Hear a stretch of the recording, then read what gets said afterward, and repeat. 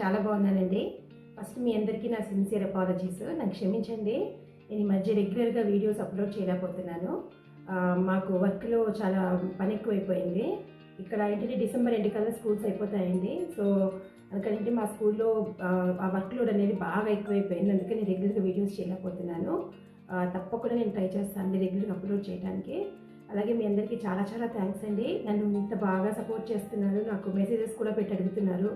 అంటే ఏమైనా సిక్ అయ్యారా మీరు వీడియోస్ చేయట్లేదు అని. So thank you so much for your support. So ఈరోజు వీడియోలో నేను మీకు దివాళీ కూడా వస్తుంది కాబట్టి స్వీట్ చూపిద్దాం అనుకుంటున్నానండి. అదే జీడిపప్పు పాకం.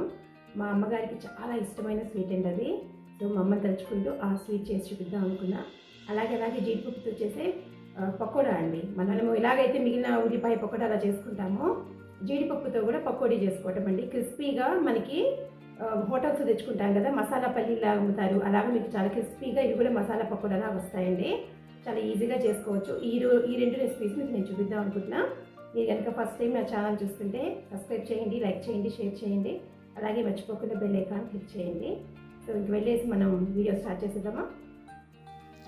ఫస్ట్ మీకు జీడిపప్పు పాకం ఎలా చేయాలో చూపిస్తాను.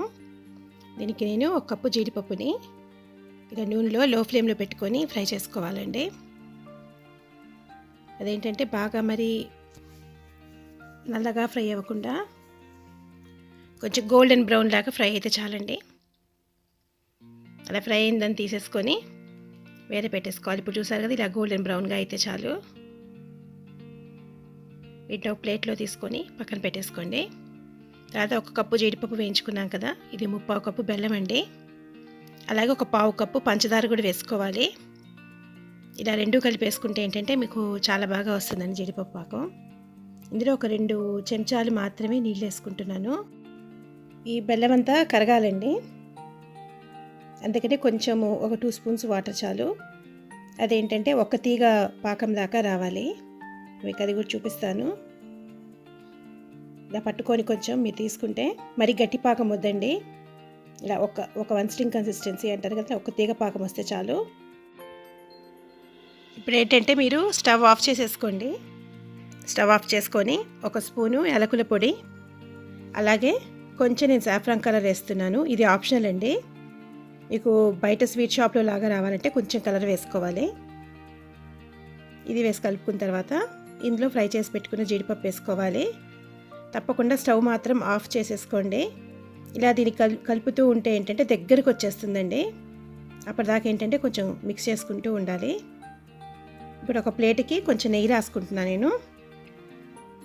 ఇప్పుడు ఇందులో ఇలా దగ్గర పడిపోయింది చూడండి, పాకం అంతా పట్టేసి జీడిపప్పుకి. దీన్ని ప్లేట్లో వేసుకొని చేత్తో జాగ్రత్తగా అద్దుకోండి. అలాగే ఒక రోలింగ్ పిన్ తీసుకొని కొంచెం రోల్ చేసుకున్నా కూడా మీకు ఏంటంటే అది బాగా సెట్ అవ్వడానికి హెల్ప్ అవుతుందండి. ఇలా సెట్ చేసుకోవడానికి చూడండి, ఇలా కొంచెం రోలింగ్ పిన్తో కూడా నేను రోల్ చేసుకుంటున్నా. అప్పుడంటే ఏమైనా గ్యాపులు ఉన్నా అవి సెట్ అయిపోతుందండి. అందుకు కొంచెం లైట్గా చేసుకుంటే చాలు. ఇప్పుడు ఏంటంటే ఇది పూర్తిగా చల్లారేదాకా మనం పక్కన పెట్టేసుకోవాలి. బాగా చల్లారిపోతే ఏంటంటే మీకు ఫుల్ చక్క ఊడొచ్చేస్తుందండి. ఇప్పుడు మీకు తీసి చూపిస్తాను. అలాగే ఊరికే పట్టుకుంటేనే ఊడిపోతుంది అనమాట. ఇప్పుడు దీన్ని మనం చిన్న ముక్కలుగా కట్ చేసేసుకోవటమే. చేతితో తుంపుకుంటేనే వచ్చేస్తాయండి. చాలా టేస్టీగా ఉంటుంది. చేసుకోవటం కూడా చాలా సింపుల్. మీకు చెప్పాను కదా, మా అమ్మకి ఇది చాలా ఇష్టం అండి. దివాళీకి స్టార్ట్ చేసే ఫస్ట్ స్వీటు అమ్మకి ఇష్టమైన స్వీట్ చేద్దామని ఇది చేశాను ఈరోజు. సో ఇదండి. ఇప్పుడు మీరు కట్ చేసి చూస్తే లోపల జీడిపప్పు ఉంటుంది. చాలా బాగుంటుందండి టేస్ట్. తప్పకుండా ట్రై చేయండి. నెక్స్ట్ వచ్చేసి ఇదే జీడిపప్పుతో చేసే పకోడా అండి. చాలా సింపుల్గా చేసుకోవచ్చండి ఈవినింగ్ స్నాక్ కింద. ఇప్పుడు ఇందులో ఒక కప్పు జీడిపప్పులో నీళ్లు పోసి ఒక గంట సేపు నానబెట్టుకోవాలండి. అలా నానబెట్టుకోకపోతే ఏంటంటే మీకు పకోడా అనేది క్రిస్పీగా రాదు. ఇప్పుడు ఇందులో స్ట్రెయిన్ చేసుకున్న దాంట్లో ఒక 3/4 కప్పు శనగపిండి వేసుకుంటున్నాను. అలాగే ఒక స్పూను బియ్యపిండి అండి, ఒక స్పూను గార్లిక్ జింజర్ పేస్టు, మనం ఉప్పు తగినంత, కొంచెంగా కారం, మీ టేస్ట్ని బట్టి కారం వేసుకోండి. ఇది మసాలా పకోడా లాగా చేస్తున్నానండి, అందుకని ఇందులో నేను ధనియాలు జీలకర్ర పొడి అలాగే గరం మసాలా కూడా వేస్తున్నాను, కొంచెంగా జీలకర్ర అండి. ఇప్పుడు మనం బయట షాపులో కొనుక్కునేలాగా మసాలా పకోడా లాగా వస్తుంది. ఇదైతే మీకు బాగా క్రంచీగా క్రిస్పీగా ఉంటుందండి. ఇది ఒకసారి గట్టిగా కలిపేసుకొని అందులో కొంచెం కరివేపాకు వేసుకుంటున్నాను. ఇప్పుడు ఇందులో ఏంటంటే నీళ్ళు ఎక్కువ పోసుకోకూడదండి, కొంచెం కొంచెంగా చల్లుకుంటూ పిండి అనేది బాగా గట్టిగా కలుపుకోవాలి. మరి నీళ్ళగా మనం ఎప్పుడు వేసుకునే పకోడా లాగా మాత్రం వద్దు. కొంచెం కొంచెం నీళ్ళు వేసుకొని కలుపుకోవాలండి. ఇలా మొత్తం పిండి కలిపేసుకున్న తర్వాత మీకు బయట ఉండే కోటింగ్ బాగా క్రిస్పీగా రావడానికి కొంచెంగా నెయ్యి వేసుకోవాలండి. మొత్తం పిండి కలుపుకున్నాక వేసుకోండి, ఇది ఒక చిన్న టిప్పు. ఇది చాలా బాగా వస్తాయి అప్పుడు పకోడా అనేది.